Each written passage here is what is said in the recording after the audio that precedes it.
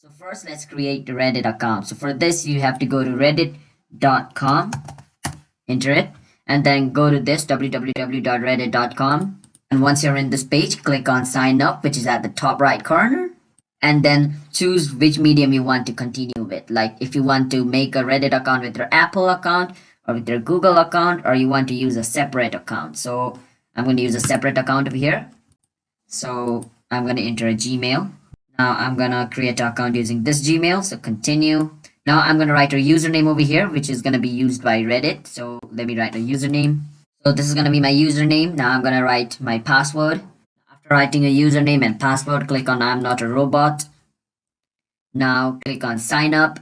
And then boom, you just created yourself a Reddit account. Just wait for it. And boom, this is my Reddit account. As you guys can see, 𝐘𝐨𝐿699. Boom. So that's how you create a Reddit account. Now to log into a Reddit account, go to your browser and type reddit.com and go to the website.